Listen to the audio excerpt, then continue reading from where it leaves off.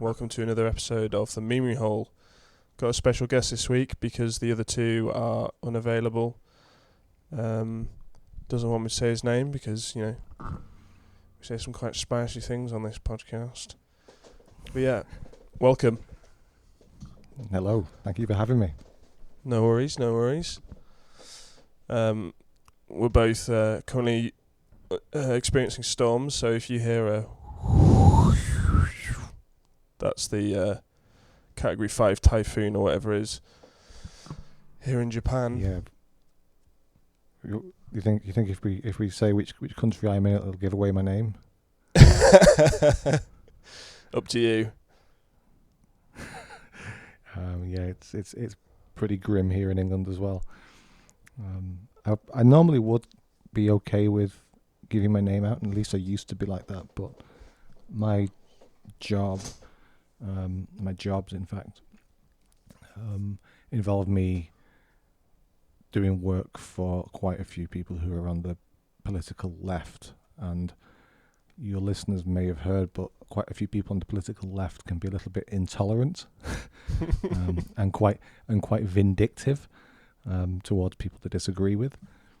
I just think it's better if I remain, under the radar. Yeah, I don't mind so much, but sad facts of life today. Yeah. I was going to say, get the shilling out of the way, like, subscribe, share with a friend. Been doing this podcast quite a while, and we're still beaming out to about 10 people. So let's get those numbers up. Anyway, let's make a start. So, are you familiar with Robert Conquest's 3 Laws of Politics? I haven't. I haven't read him in a long time. I know Robert Conquest is famous historian, especially of the Soviet Union and of the Stalinist purges and the Red Terror and so forth. Yeah, so everyone's conservative about what he knows best. Any organisation not explicitly right-wing sooner or later becomes left-wing. And the simplest way to explain the behaviour of any bureaucratic organisation is to assume that it is controlled by a cabal of its enemies. I find it difficult to disagree with any of them. I especially agree with number 2.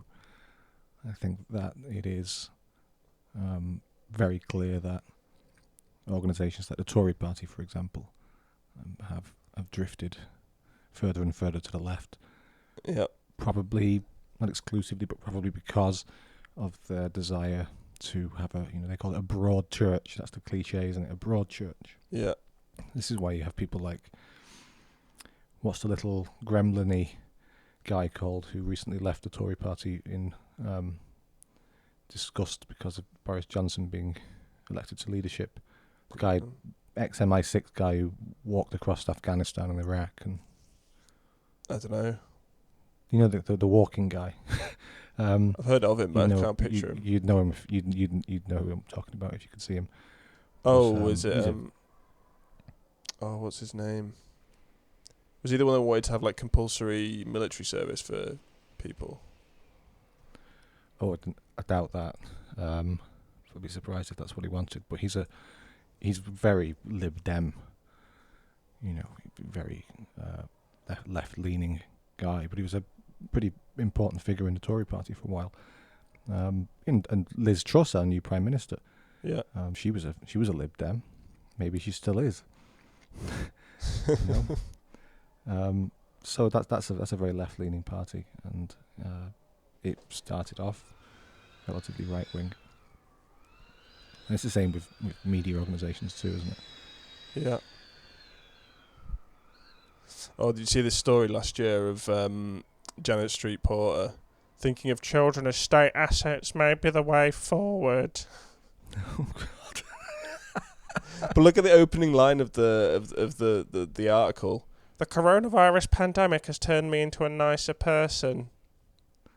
This is absolutely true. My dad has had a recurring nightmare for some years now, in which Janet Street Porter appears at the end of his bed, staring down at him. And apparently it disturbs him greatly because it's such a vivid dream. And of course, Janet Street Porter is such a disturbing figure. So she wants to, you know the Guardian meme maker that the Guardian had removed from the internet. Yeah. Which is still available if you know where to look, and provides hours of fun. I made one recently, which I said that had a Guardian journalist commentator say that the sooner we nationalise children, the better. I didn't realise I was channeling Janet Street Porter, but it's true, isn't it? Quite a few of them would actually nationalise children, in effect, if they could. Yeah, it's disturbing how many people think that saying the words nationalise X is going to solve X. Yeah, sure. You see maths problem, like kids are going to be writing, it's like, please solve for X, and they just write nationalise X. Yeah, this is some people's answer to everything, as you say. It's like, no, comrade, the egg won't bounce. We've nationalised a lot of things before, and a lot of things have been nationalised around the world. And it's been almost universally disastrous, even if the propaganda and public relations surrounding these nationalisations says otherwise. Like railway lines in Europe, for example. It is true that they are. It is much better to be on a train in France or Italy than it is to be on one in Britain. In general, it's because we subsidise them. Well. Their trains are better over there. I think so anyway. But they subsidise them to, eye-watering figures. It's paid for. It's not like people don't have to pay very high taxes to sustain these things. I told you about how they do it in Japan, how they manage to get the cheap rail rate. You did, but tell your listeners. So yeah, in Japan.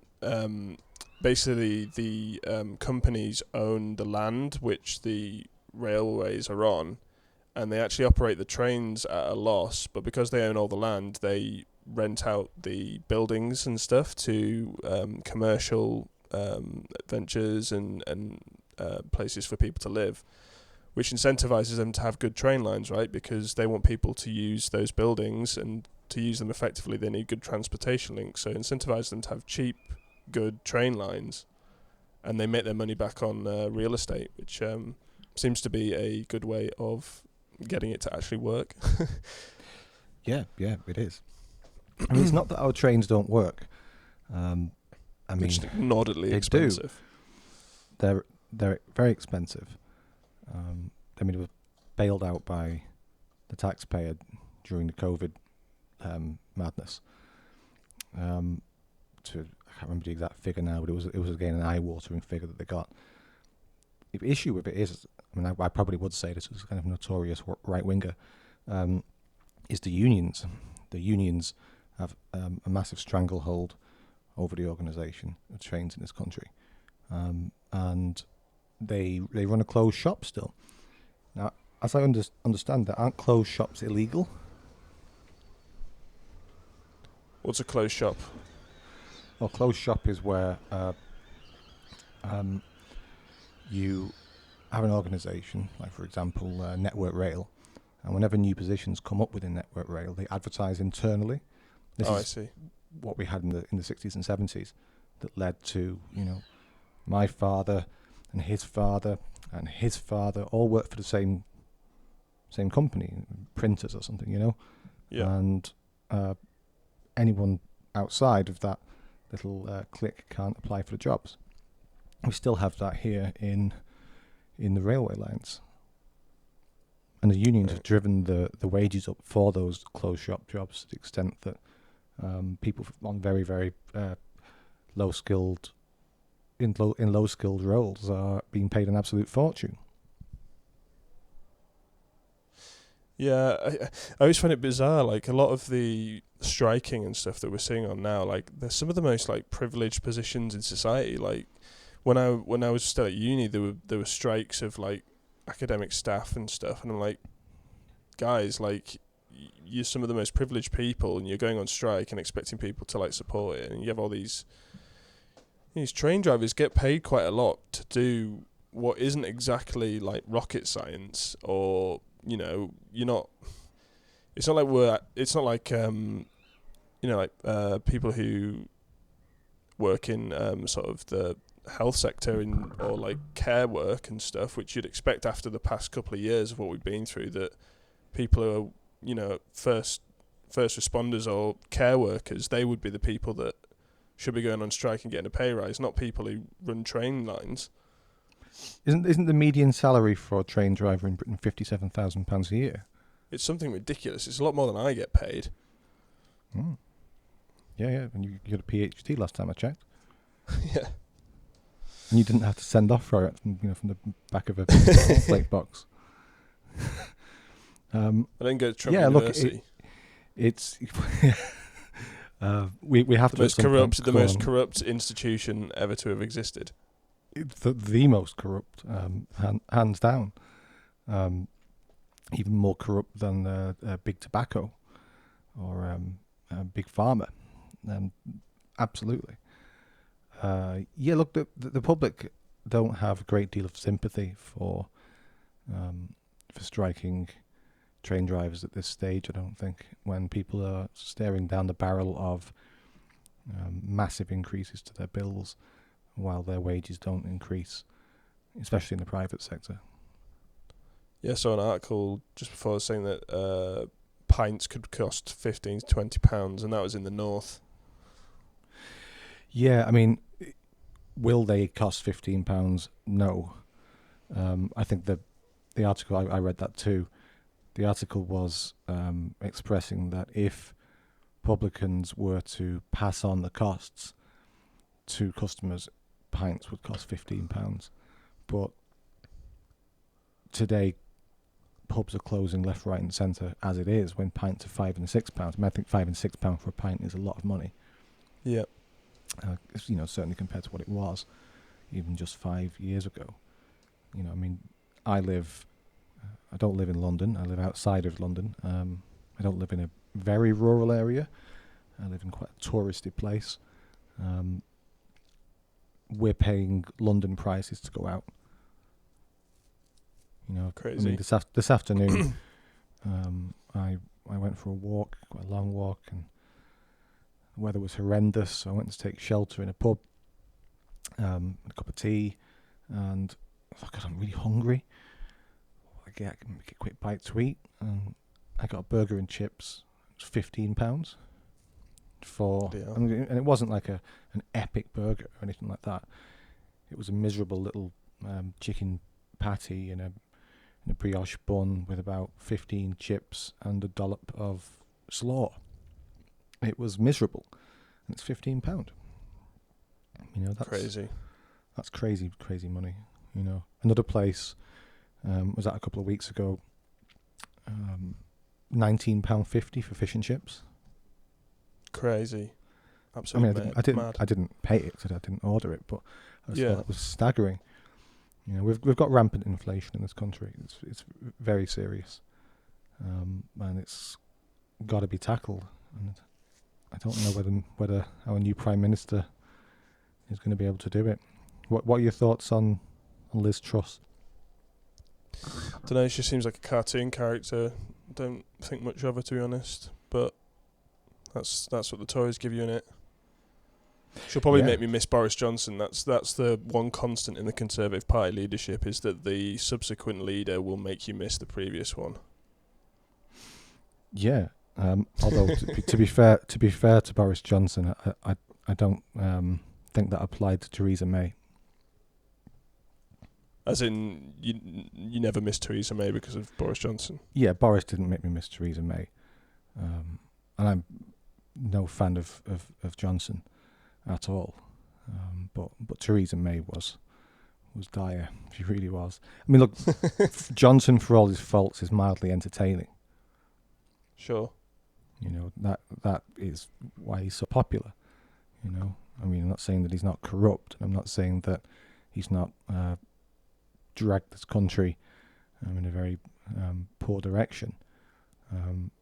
But he is still entertaining, like a little funny animal. You know. As for Liz Truss, yeah, I don't know. I mean, she's making the right noises, but I just don't believe she'll follow through, or I don't believe she'll be able to follow through. I think she might have the best intentions, you know. As I see them anyway, I think we need a dramatic reduction in taxation. I think we need a dramatic reduction in the size and scope of the state. And I think we need to reset people's thinking in this country away from redistribution, which is to say socialism, and towards wealth creation and individual responsibility. And I would say that as a notorious right-winger, obviously, but that's what I think we need, and she is making the right noises. I think she may come up against a civil service that refuses to comply, and that is disruptive at every possible turn. We saw that with leaving the European Union. You know, they never accepted it. We never got losers' consent for leaving the EU. Therefore, implementing Brexit has been a nightmare, an absolute nightmare. And you know the playbook is, we will make it as difficult for you as possible to fulfill that agenda. And then when you fail because we tripped you up, we will turn around and say, oh, look, your idea failed, which is very disingenuous. Yeah. I think that's what Liz Truss will come up against when she tries to reduce taxes considerably. She'll be accused of all kinds of things. I mean, they're already doing it, aren't they? trying to load poor, starveling infants into ovens and all the rest. You know, very hyperbolic language coming from the left over Liz Truss, who, you know, I think she's very mild, really. You know, I think that this country needs a very vigorous right-wing government to correct some of the things that have been done, especially in the last 2 years. It won't happen though, unfortunately. Not a chance. Anyway, let's. We've only done a few of these memes, so we need to get moving through. So this video, I guess, this was whatever happened to Youth Rebellion. It was kind of making the case that it's actually a bit of propaganda that, you know, the rebellious youth, that people will speak out against their parents. Actually, if you look at history, most of the youth just do exactly what they're told, and that's kind of just like a Hollywood thing of, oh yeah, when you become a teenager, you become a rebel. Well, it doesn't really happen. Yeah, I think there's quite a lot of truth to that. I was mildly rebellious. Quite a few of my friends were, but a far greater number of my childhood friends, people I went to school with, just fell in line and complied, which is, of course, what our education system is designed to achieve. Exactly. The UK education system doesn't create rebels. It might create dysfunctional people, but it doesn't create rebels. It creates people who comply and conform and you know, do as they're told, and who don't have any grip on history and therefore can't think in context. That's exactly what it's designed for. I'd recommend your listeners go and read about the Austrian factory model of education on which the comprehensive system was based. Mm-hmm. You don't need a majority to win, you just need enough pushback to make it difficult. I pity those so controlled by their enemies that they think the win conditions are symmetric. But that's kind of a good thing, like you were saying earlier about how the losers of the Brexit thing, they make it difficult enough for you to fail. It's at least it works both ways. We don't need to convince a majority of people to do X, we just need to make it difficult for them to do Y. Yeah, absolutely, and Brexit is a fantastic example of that. You know, very small numbers of people can achieve massive things, good or bad. You know, look at the birth of the Soviet Union under the Bolsheviks. I believe it was only about 40,000 people that managed to do that. You know, I mean, outside of the Lenin and Trotsky and Stalin and Dzerzhinsky and those guys, I think there were about 40,000 Bolsheviks that might take country, millions of people. Mental. The British Raj in India, 1,500 people administered the entire thing. And even looking from the opposite side of like Vietnam, like how few people were able to resist not only Americans coming in, but the superior technological things that the Americans had at their disposal. Afghanistan more recently, yeah. And even the Taliban as well. Yeah. Speaking of, the Motte Bailey, the way it was done, leaving Afghanistan. 80 give and take, $80 to $100 billion worth of military hardware left for the Taliban to, you know, herd goats in or whatever it is they're doing now. I don't know. I was just at the top right one where, you know, people leaving, you know, this Motte Bailey argument where you have like your shit argument, which is the Mott, and then as soon as someone attacks that argument, you change your argument to the Bailey. So it's like Afghanistan, the way they left was an absolute shit show. But if anyone tries to criticise it, you're like, but we left Afghanistan. That was the thing that we were, you know, we did it. We left Afghanistan. The fact that you left a bunch of military equipment is irrelevant because we left Afghanistan.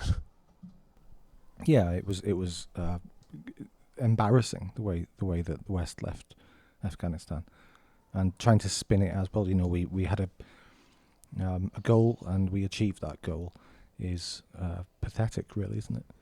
You know, 20 plus. Yeah, how many years were there? Was it 20 years? 20 years, pretty much. Yeah.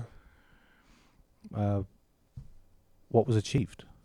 They managed to teach a few girls in Kabul, and only Kabul, how to read and write. I think that was it. You know, I mean, how much money was invested? How many lives were lost? How many people died fighting? How many people, you know, died who weren't fighting? Who were just civilians. Mm-hmm. It was catastrophic.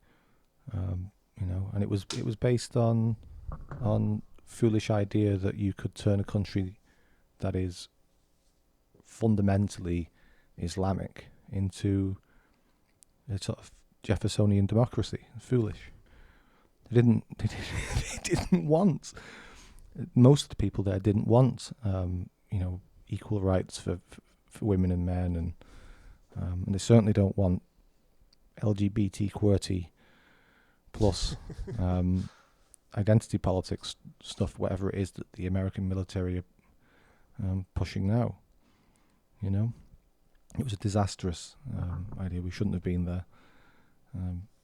But I mean, this mindset isn't just localized to the Middle East. Like, they even try and pull this stuff in the West, like here, like the cops imposing brutal lockdown in Sydney's West are caught throwing a party at their police station for LGBTQIA awareness. So even trying to impose it here. My God. But you can't. Just trying to take this. Like, you can't even in a liberal democracy where you expect these things to sort of take hold anyway, you still have to impose these ideas from top down onto people. Can you educate? Can you educate me, please? What? Am I allowed to swear on this? Am I allowed to swear? Yeah, do what you want. What the fuck does the IA stand for? I is intersex and A is asexual. Right. Okay. It's so hard to keep up with these things. LGBTQIA. I'm sure there's something missing from that. Yeah, they keep adding to it. They keep some people get, you know, sometimes they get taken away. But why is asexual in a predominant? It's supposed to be about sex, right? And then you have an asexual. Why would an asexual person be included in? You think they'd be on the sideline? You think they'd be completely opposed? Yeah.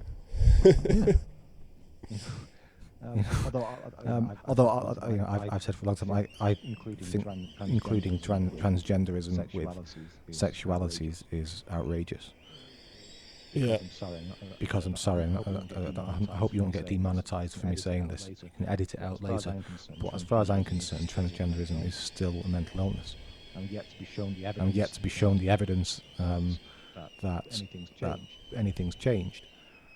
We're expected to believe that it no longer is a mental illness, which it was.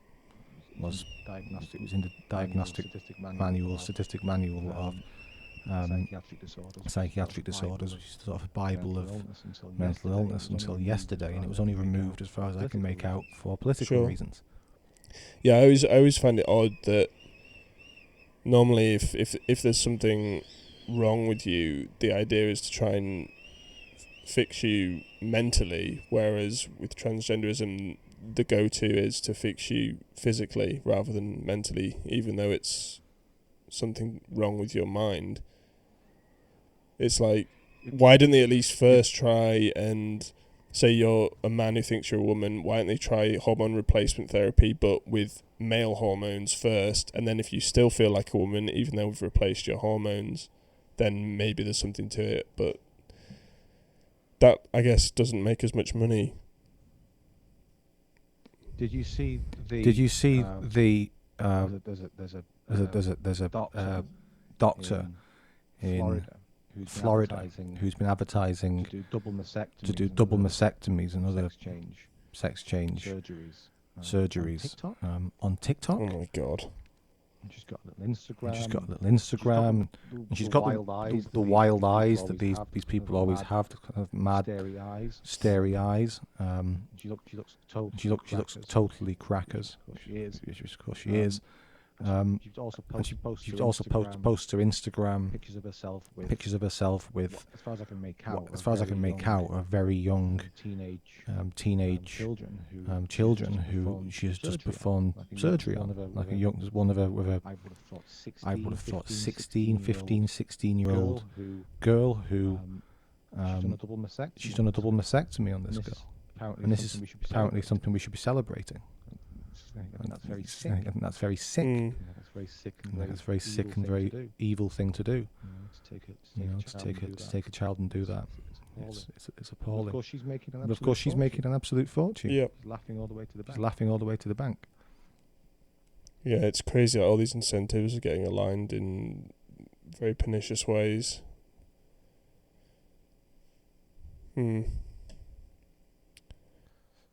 Yeah, you've got the suicide rates in Australia, which had its zero COVID mad lockdown policies. Of course, no one's dying of COVID, but at what cost? But it was weird though, because I don't know in Australia, but in the UK, I was trying to look at suicide stuff, and like suicide numbers are really hard to come by because they need to be. It takes ages for the suicides to be recorded because they have to go through the proper autopsy stuff. And there was before the pandemic, there was already like a six month to a year backlog of like getting the suicide numbers out. So I don't even know if the suicide numbers are out yet still. So I had a conversation with the second in command of the sort of suicide commission in this country during the COVID era. I can't say his name, but I found that they're extremely controlling. They're very eager to ensure that journalists are reporting suicide exactly as they want them to. He was very worried about do you know what the Goethe effect is? No.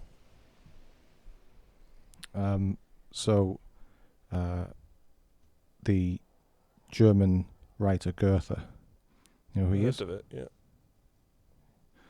Okay, well, Goethe wrote a novel in which there were some copycat suicides.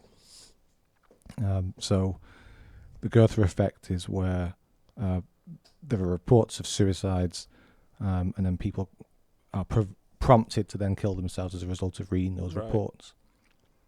called the Goethe effect. It is actually supported that this does happen. So the suicide bigwigs in this country, therefore, on the basis of the Goethe effect, exert a great deal of control over suicide data and the way that suicides are reported. And there is a lag of 6 months to a year for suicide data coming out. Now, I was trying to find out if there had been an uptick in suicides in this country as a result of lockdown. He was very reluctant to say that there had been, and was very eager to deny any link whatsoever.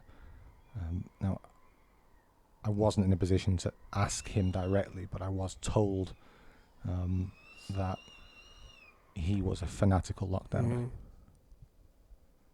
You know, I mean, I some people might say that's not relevant, but I think it is relevant. Apparently, the top two. I mean, people can go and Google and find out who it is I'm talking about.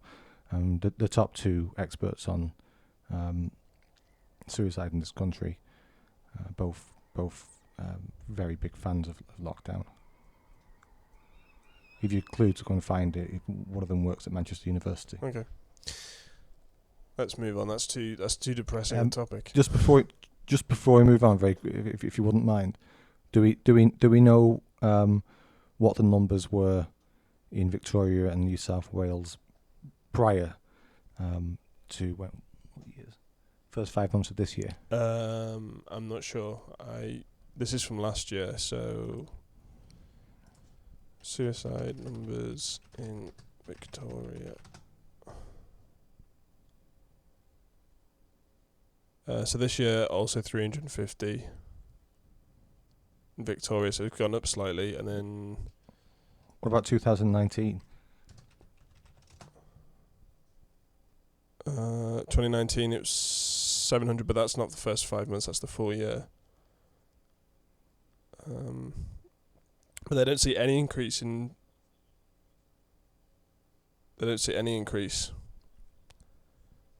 because of coronavirus, it seems.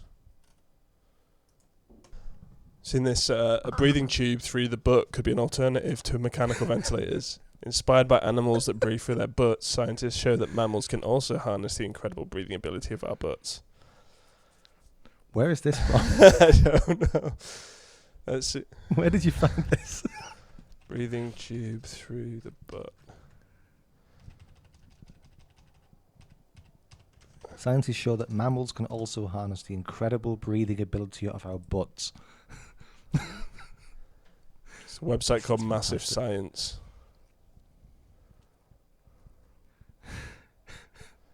To survive the extreme low oxygen conditions deep in the ocean, fish and other creatures have developed remarkable adaptations. For example, sea spiders, loaches and catfish evolved the ability to breathe through their butts. And they may not be the only butt breathers out there. Well, maybe we'll be the next ones. Yeah. I mean, people were ventilated in great numbers and died needlessly. Yep. Maybe had they been anally ventilated, things would have been better. Yeah, my brother, when he was little, he used to swear that he could breathe through his arse. He used to just he used to just lie with his bum right in the air and just like make it go. He's like, I'm breathing. Maybe you should have taken more seriously.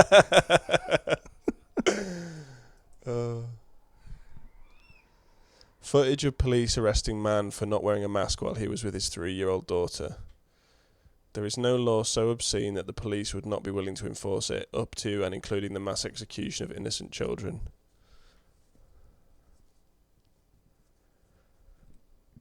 Where is this? I'm sorry, I can't see it. Top left. Right, here we go. Yep. Couldn't agree more. New fact checked. A viral photo makes it look like President Biden checked his watch during a ceremony honouring US service members killed in Kabul, but that's misleading. Fact check, Pentagon says. Yeah. Fact check organisations. Unfortunately, when you start looking into them, The ones that are used by the social media companies like Facebook, they are pretty much exclusively left-leaning. Surprise, surprise. Yeah. You know. UFOs only seem to be interested in the fattest, gayest, and most retarded countries.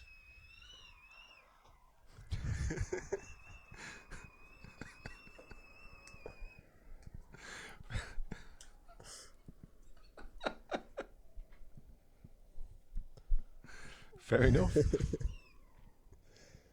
Periodically, progressives reverse engineer healthy sexual behaviour and they act like they've discovered Atlantis.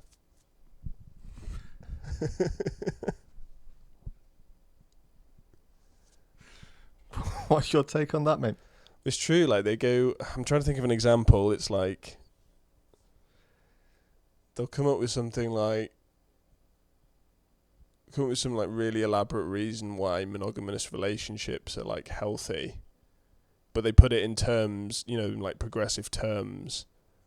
And they basically just described marriage, which is like as old as the hills. But they act like it's like some amazing new thing that they've... Because they everything they do has to be new and a progressive step towards some more enlightened thing. So for them to admit that the enlightened thing is like a tradition is anathema, so they have to come up with some bizarre argument for it.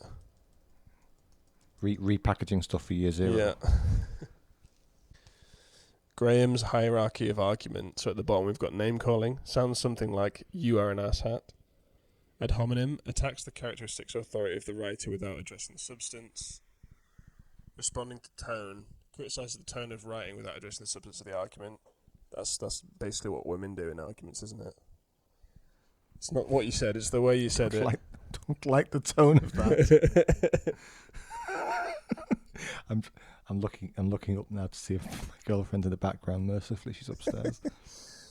Oh no, Nadine will be listening to this, and I'll get a bollocking. States the opposing case with little or no supporting evidence. Contradicts and then backs it with reasoning and unsupported evidence. Refutation finds the mistake and explains why it's mistaken using quotes, or explicitly refutes the central point. I think the vast majority of argument is in the bottom three quarters, quadrants. Yeah. Yeah, because we're emotional, aren't we? This top left image is... was that? Yeah, I was on my roller skates and I made a penis shape around King's I was Cross. going to say it's a cock. It's a cock. Big cock from London. Breaking. A Colorado clinic denies a COVID test to Trumper Candace Owens, telling her that they cannot support anyone who has helped make the pandemic worse by spreading misinformation, discouraging masks, and dissuading vaccinations. Retweet if you support the clinic's decision. Jesus. But That's by insane. that logic, isn't the clinic now supporting making the pandemic worse because they're denying a test to somebody? Yeah, well, it just shows how disingenuous they are.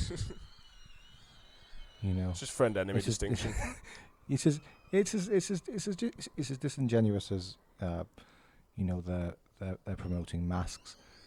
You know, then you see likes of Obama or Alexandria Ocasio-Cortez or Johnson over here.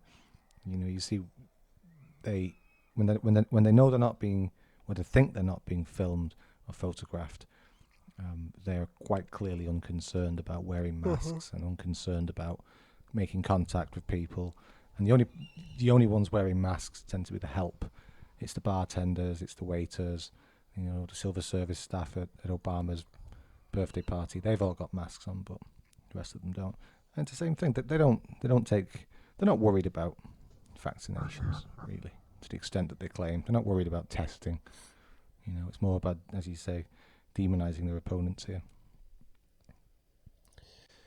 People in South Australia will be forced to download an app that combines facial recognition and geolocation. The state will text them at random times, and thereafter they'll have 15 minutes to take a picture of their face in the location where they are supposed to be. Should they fail, the local police department will be sent to follow up in person. Bloody hell. Spooky stuff. Another reason to stay well away from Australia. Not only is it about half a mile from the surface of the sun, and everything wants to bite you or sting you, it's also run by positively Orwellian lunatics. Yeah. I'll never forget some of the things that went on in Australia for the last 2 years. Didn't they have quarantine camps set aside at one point for the unvaccinated? Yeah. Weren't they smashing people's car windows in and dragging them out because they refused to give their details over when it was demanded for no good reason? And then Chairman, what was he called? Dan Andrews, Chairman Dan, stood in his little fascist uniform, praising his jack-booted police officers for doing that, bullying people, attacking them. Horrible. Yeah, and they had that propaganda campaign of like influencers, like Instagram models and stuff, like tweeting from the camp saying, "Look, it's basically like holiday," and they're all just sat there tanning and stuff. It's like, Jesus. Yeah, as if when you arrive there, you're going to be met by some stunning Instagram model and be sipping cocktails with her, rather than, being effectively in a kind of concentration camp. Here are some steps women can do. Since men seem to only want us having sex when we are ready to have children, then we do not have sex with them until we are ready to have children. See how all that works out for them? Oh, and raise the child support amounts. What? What are you talking about? Since men seem to only want us having sex when we are ready to have children.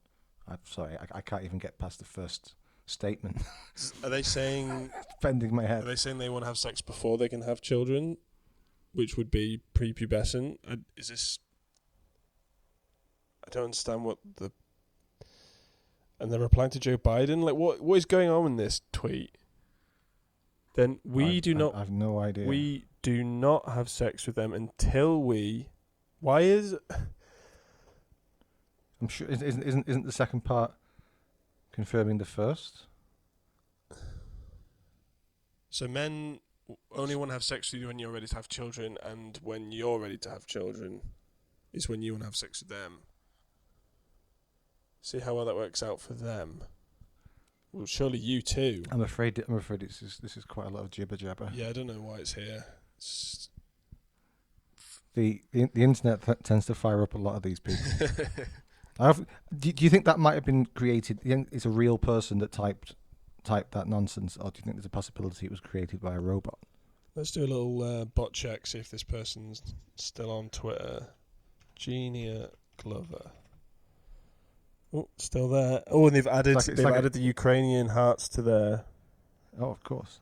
I'll show you the updated. The robot trying to discuss sex relations. So we've got the extra... I don't know what the sunflowers are for.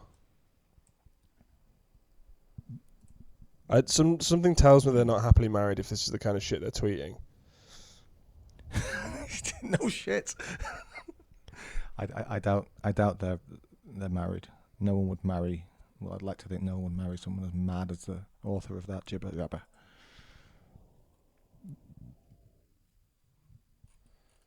Mother, wife, true America. Do not DM if you are needing a date. No, you're not getting any DMs from anyone wanting a date. Why would someone want to date you? Go and speak to your GP. Exactly. We've got the blue wave. The blue wave. So somehow I doubt there's a blue wave coming. I think it is a person. It's one of those crazy people. What? To be honest, though, what happened they actually with have good prose. It's actually, no, what am I talking about? I just tried to read one of their tweets. Yeah, it's nonsense.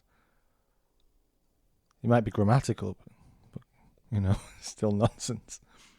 Yeah, this. Do you think it's some kind of like mental illness where people just randomly capitalize certain like words? Yeah, well, maybe it's a sign of it, like slanted paragraphs apparently a sign of depression.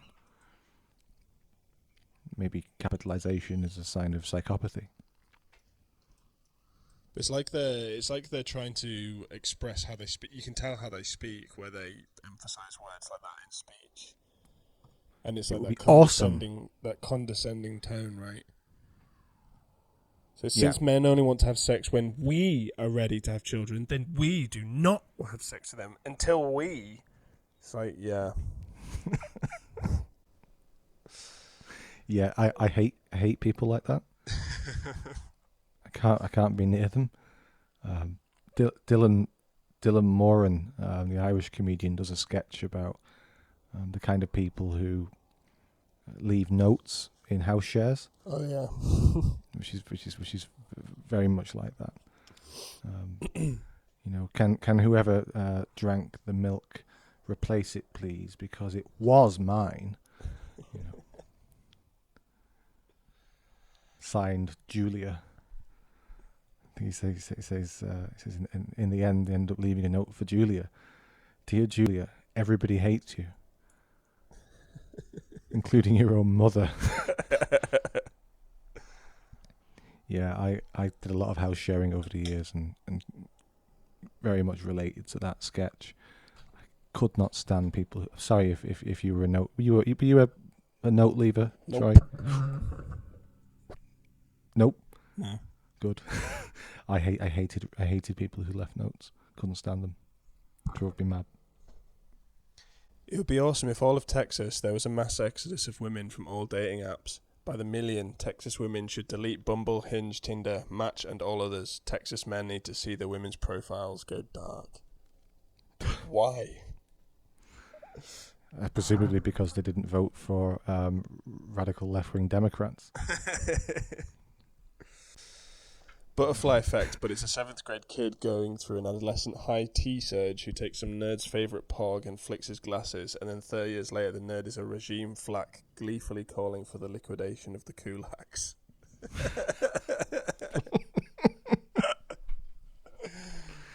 I quite like that.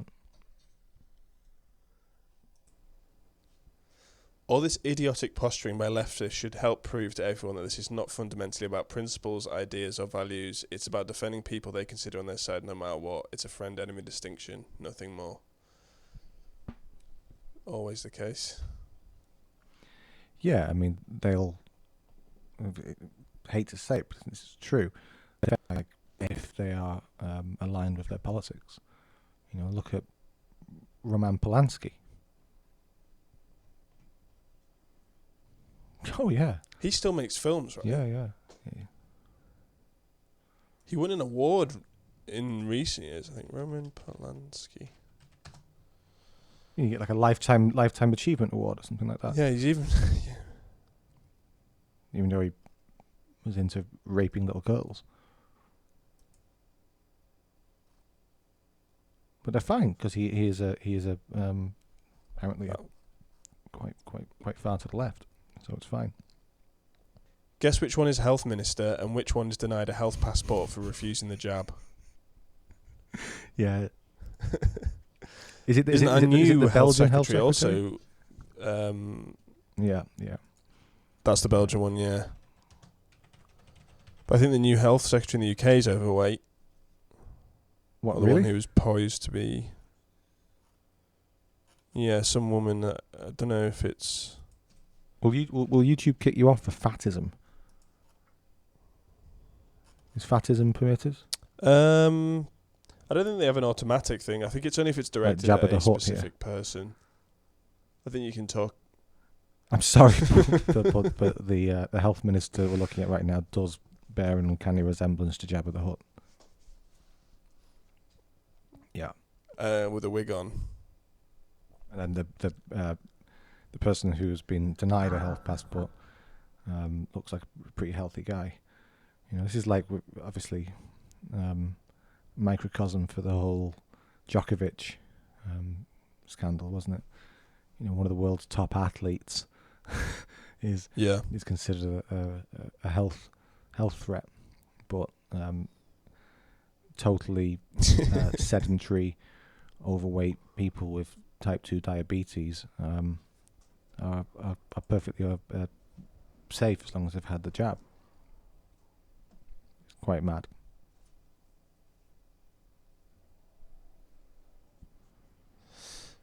Titusville 16-year-old fighting COVID pneumonia in both lungs at Arnold Palmer ICU. Just because you have a healthy 16-year-old doesn't mean they can't be attacked by this virus. If wearing a mask means you're not sitting in ICU like I am next to my daughter, watching her struggle to breathe, then wear a mask. Healthy 16-year-old.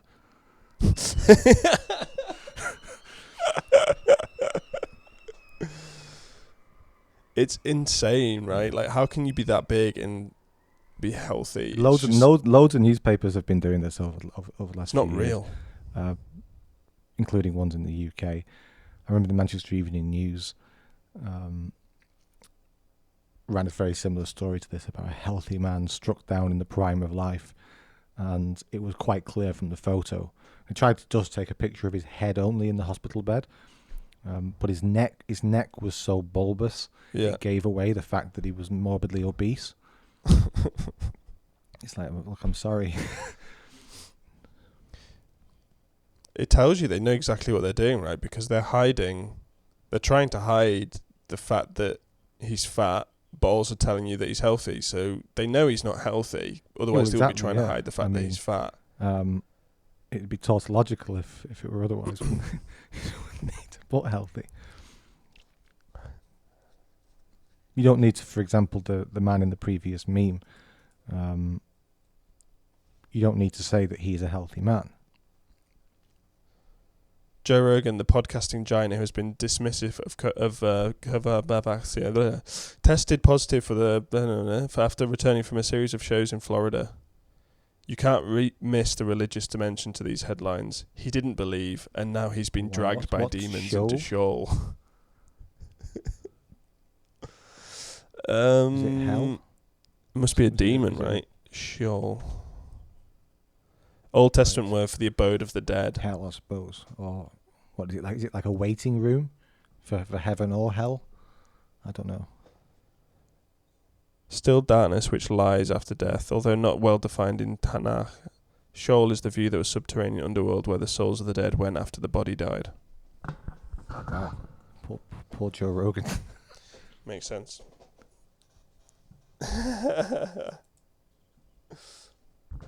It's just 2 weeks. It's just a mask. It's just a jab. My God, why are you people so stupid? It's just an app to track you and your social media for everyone's safety. It's just a social credit system that will control every aspect of your life. Yeah, the boiled frog phenomenon. Hasn't that been debunked? I don't mean metaphorically. Which one? I mean literally. That if you put a frog in obviously you put a frog in boiling water, it'll jump straight out, or maybe it'll just perish straight away. But if you put a frog in cold water and slowly heat the water, it'll sit there and cook away. I think that might have been debunked. Yeah. Okay, so while some 19th century experiments suggested that the underlying premise is true, if the heating is sufficiently gradual, according to modern biologists, the premise is false. A frog that is gradually heated will jump out. Furthermore, a frog placed into already boiling water will die immediately, not jump out. Yeah, it's like if you were to toss a human being into an enormous vat of boiling water, I think it won't go so well that you can just jump back out. You know.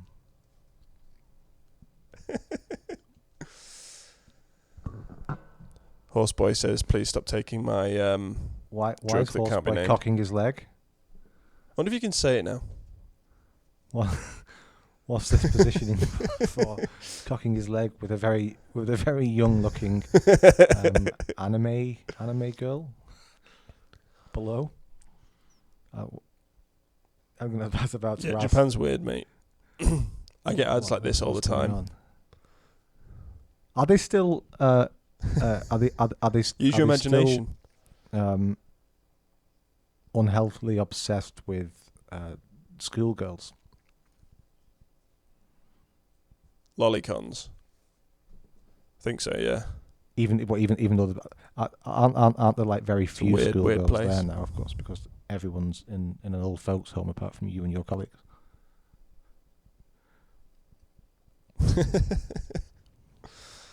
No, there's loads of school They kids can here still still. obsess over them then.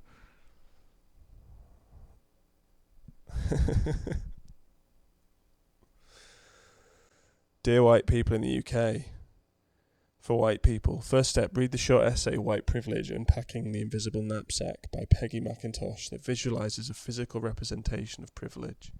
Robin DiAngelo's White Fragility, Why It's So Hard for White People to Talk About Racism.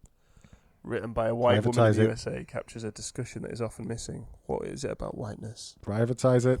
For white people who often Privatize it. The whole fucking lot. Privatize it from top to bottom as soon as possible. You need to shh, and you need to listen to these tips. Don't be defensive. This isn't personal, and it's not really about you. Everybody is at a disadvantage when our formal institutions perpetuate inequalities. Don't say I'm not political to excuse yourself from this conversation. Right now, ignorance is not an excuse. You can't unseen what you have seen. The National Health Service is telling UK natives that they are on evil on a genetic level. You might be uninterested in Ibrahim X Kendi, but Ibrahim X Kendi is interested in you. It's it's totally insane. I remember this. This was a year or two ago. I have family and others close to me who work in the NHS, and this stuff is rife. It really is, sadly, as it is in many other places. Totally crazy. As I said before, and I wasn't joking. Privatize it, whole thing from top to bottom. If only because it would drive the kinds of people who do this sort of stuff apoplectic with fury. White nationalist Richard Spencer, organisation has dissolved, his wife has divorced him, and he is facing trial next month in Charlottesville over his role in the deadly 2017 neo-Nazi march there, but says he cannot afford a lawyer. When being a GLOWIE goes wrong. What's a GLOWIE? It's basically like Whitey. No. It's a like an FBI agent or something, like working for the other side, like a psyop agent, someone who they infiltrate. Is Richard Spencer supposed to be FBI? Well, everyone thinks that Richard Spencer is a GLOWIE, yeah. That he was basically just infiltrating right-wing groups to destroy them from the inside, essentially. Because he came out in support of Biden, right?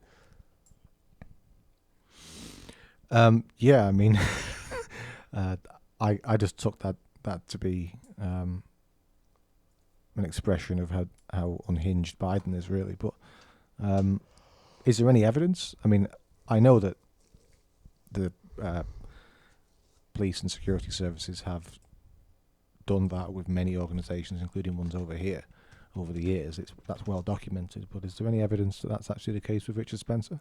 I'm not sure. I just know that everyone on the right now hates Richard Spencer, and they pretty much think he's a government asset. Right. Wow. I don't know the reasons for it, other than I guess he voted for Joe Biden. I hate to be pedantic, but I don't think he's actually on the right.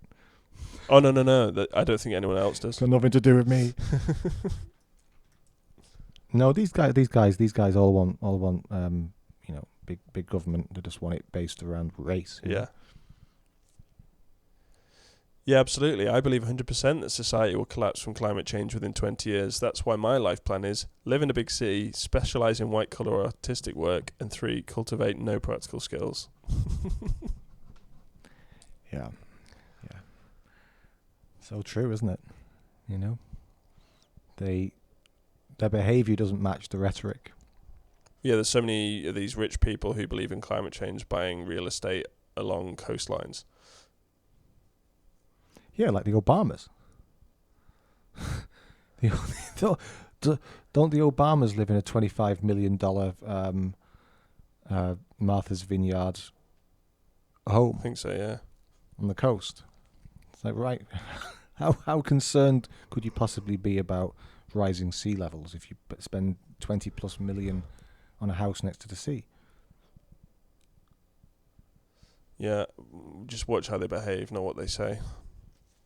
Yeah, exactly.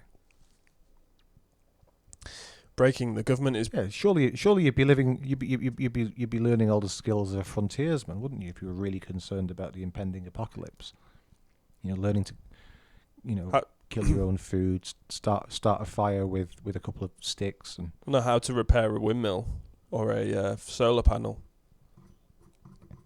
yeah, yeah. I mean, of course, how to make a bloody solar panel. Breaking, the government is planning an October lockdown should hospitalisations continue at their current level and threaten to overload the NHS. And then on the right we had the numbers, and yeah, they were pretty low. What year was that from? This is from last year. Did we have a lockdown in October? Guess we didn't, because that's when I moved to Japan. There was no lockdown then. But then, wasn't there a small lockdown over Christmas, or did that not happen? No, it didn't happen because the trade unions, in particular the British Medical Association, which is a crazy union, it's less of a union and more of a political lobby group for the hard left, and the Guardian newspaper collaborated with Labour and the BBC to push. I think Sajid Javid was the health minister at the time, and Johnson, of course, was the prime minister, to push them into further restrictions and to impose so-called Plan B plus. But they said no, they wouldn't do it, and it was as I see it, it was in response to that we got Partygate. Oh yeah. They were soft on Johnson up until this moment, and then when he wouldn't continue with the COVID madness, they went after him in a big way, and obviously they succeeded eventually in getting him out. Took them a while, but they did get him out.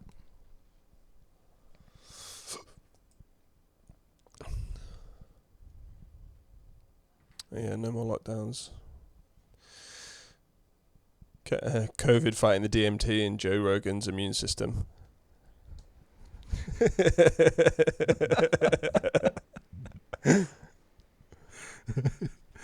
Fantastic. Oh yeah, so this is a year ago I started making my video for my track, and I was taking the Klaus Schwab, making a 3D model of his head. Ghastly man. He's awful, isn't he? He really is. I think these 3D images really capture how sinister he is. They do.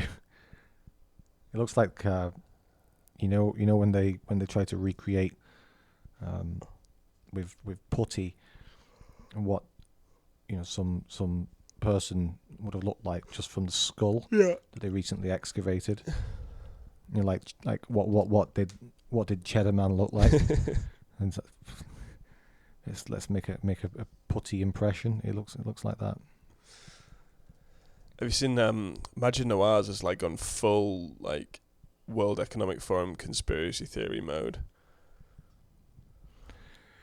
Really? Yeah, he's just. I did know that. Didn't he did an event with James Delingpole not that long ago. I can't say I actually saw it, to be honest with you, but I knew that's where he was going. I don't know what I think about that myself. As I see it, what's been going on is just a continuation of things that have been happening on and off since the French Revolution. Yeah. With sort of bureaucratic-minded people who think that scarce resources with alternative uses should be controlled by them. That these people have kind of been trying to seize power for a long time, and I think it's a continuation of it, and that the World Economic Forum is just one of many leftist organisations. It is quite influential, though. We'll say that. Yeah, they have members in all like levels of government, and even in like the Church of England, the Archbishop of Canterbury, I think, is a member of the World Economic Forum as well. Yeah, but I mean, how many people in power read The Guardian? All of them, probably. We're going to say that the Guardian, well, exactly. You know, there are overlaps all over the place. I don't know. I think maybe too much is made of it. I hope I'm wrong. Yeah, I don't see it as like a top-down, they're controlling things. I just think it's an explicit sort of thing you can point to that is the attitude that a lot of like modern-day politicians are sort of in that same mindset. It's not like they're taking orders from the World Economic Forum, but they agree with its sort of core mission, I guess. Yeah, there's nothing new about it either. No. You know, it's like you will own nothing and be happy. It's just collective ownership of property, isn't it? Yeah. You know, it's another way of putting that we'll all own everything in the collective, and you'll be happy because we'll be in the communist utopia. You know, I'm surprised they didn't follow it up with, you'll own nothing and be happy, and then you'll fish in the morning, hike in the afternoon, philosophize at night, or whatever that rubbish was that Marx came out with. Okay. Next time on the Memery Hole.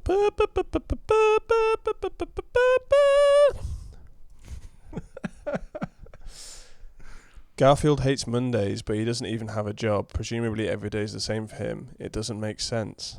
Is that Mencius Mulder? Yeah. He went a bit shitty in the pandemic. He was writing like all these like sort of pro-lockdown articles and stuff, and I saw a video of him recently, and he basically said, yeah, he had loads of stocks in Pfizer, so it was kind of clouding his judgment somewhat.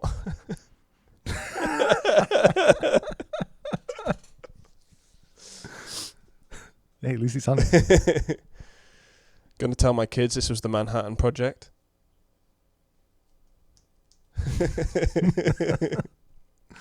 That is a disturbing image. Yeah.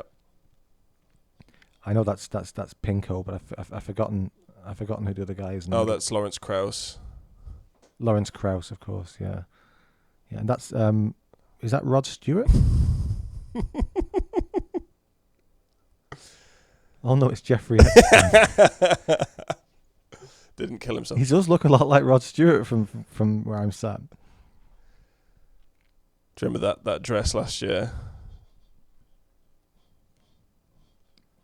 That dress? Oh God, AOC yes. dress. Alexandria Ocasio-Cortez. What did it say? What did it say? Like kill the rich? Something like that, yeah. Oh no, tax the rich. Tax the rich. She says wearing like a thousands of pounds dress. Yeah, which you know, I said before, these people were seen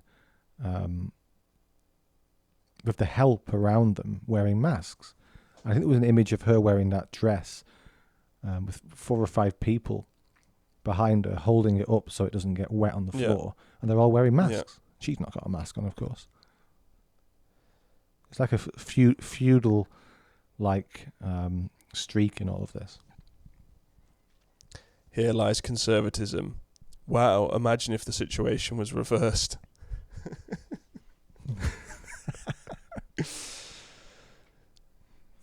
Maybe one day the left will respond to hypocrisy accusations. Until then. Yeah, it's something I've been saying for a long time to anyone to listen. It's that conservatives are far too polite and too keen on playing sort of Marquis of Queensberry rules when you're dealing with people who want you dead. They want everything that you have made, everything that your ancestors have made, destroyed completely and entirely. When you're dealing with people like that, you don't respond with hypocrisy arguments. You've got to respond in kind. Yeah. And on that positive note, we've done another episode.